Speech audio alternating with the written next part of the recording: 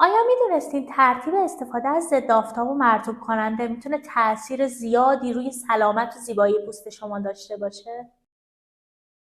سلام، من آرزو اما تو این ویدیو بهتون میگم کدوم یکی رو باید اول بزنین تا از پوستتون به بهترین شکل محافظت کنین و یه روتین پوستی صحیح داشته باشین. اگه شما هم تا الان همیشه شک داشتین و بلا تکلیف بودین، بیاین که تا با هم بررسیش کنیم. اول ضد آفتاب بزنم یا مرطوب کننده؟ ما یه سری پارامترها داریم که میتونه روی این اولویت بندی تاثیر بذاره. حالا این پارامترها چیا هستن؟ ما دو نوع مرطوب کننده داریم: مرطوب کننده سبک و سنگین. مرطوب کننده سبک در واقع تواناییش برای جذب و نگهداری رطوبت بیشتره، ولی پوشانندگیش کمتره. و مرطوب کننده سنگین هم دقیقاً برعکس اینه، تواناییش کمتره ولی پوشانندگیش بیشتر. حالا چند نوع ضد آفتاب داریم؟ 3 نوع. ضد آفتاب فیزیکی یا مینرال، ضد آفتاب شیمیایی یا کمیکال و ضد آفتاب ترکیبی. ضد آفتاب فیزیکی روی سطح پوست قرار میگیره و نور خورشید رو منعکس میکنه. ضد آفتاب شیمیایی هم داخل پوست جذب میشه و اشعه فرابنفش خورشید رو هم جذب میکنه. ضد آفتاب ترکیبی هم ترکیبی از ضد آفتاب فیزیکی و شیمیاییه.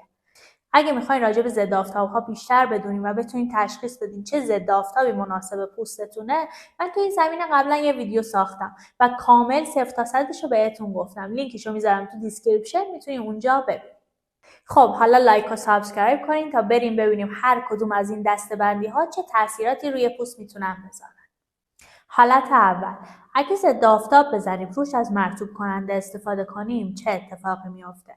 اگه ضد آفتاب ما فیزیکی باشه دیگه مرطوب کننده فرقی نمیکنه، چه سبک باشه چه سنگین، اون ضد آفتاب رو از روی سطح پوست پاک میکنه، پس این گزینه مناسبی نیست. مورد بعدی، اگه اول از ضد آفتاب شیمیایی استفاده کنیم چجوریه؟ همونطور که گفتیم ضد آفتاب‌های شیمیایی به لایه زیری پوست نفوذ میکنن و اشعه خورشید رو هم جذب میکنن، اما بخشی از این فیلترهای شیمیایی هنوز روی پوست و جذب پوست نمیشه. حالا اگه ما بیایم از این مرطوب کننده سنگین استفاده کنیم باعث ایجاد اصطکاک میشه و این فیلترهای شیمیایی رو از روی سطح پوست پاک میکنه و میبره و SPF ضد آفتاب رو کاهش میده، اما با اونایی که جذب پوست شدن دیگه کاری نداره، پس این گزینه هم زیاد مناسب نیست.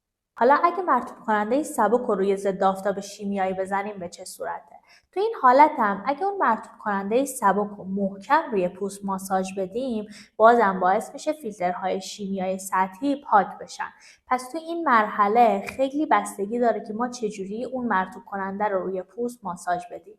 در کل این گزینه هم زیاد جالب نیست اما امکان پذیره.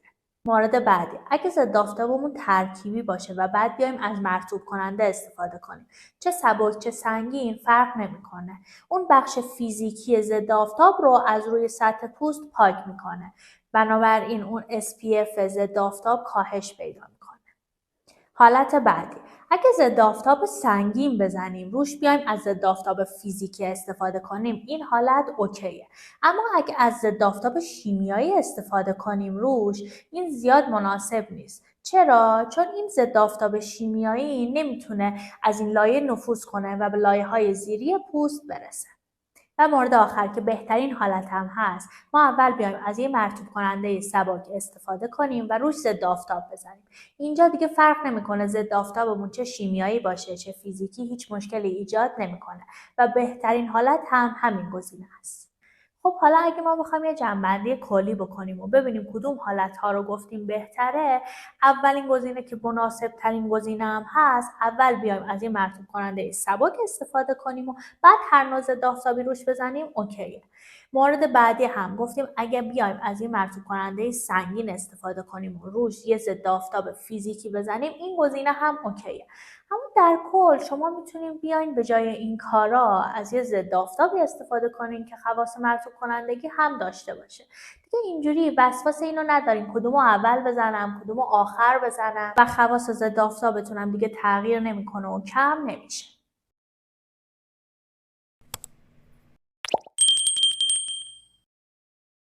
خب شما تا حالا کدوم یکی رو اول استفاده میکردین؟ برام کامنت کنین. اگه این ویدیو براتون مفید بود لایک و سابسکرایب یادتون نره. با آگاهی بدرخش. خدا نگهدارتون.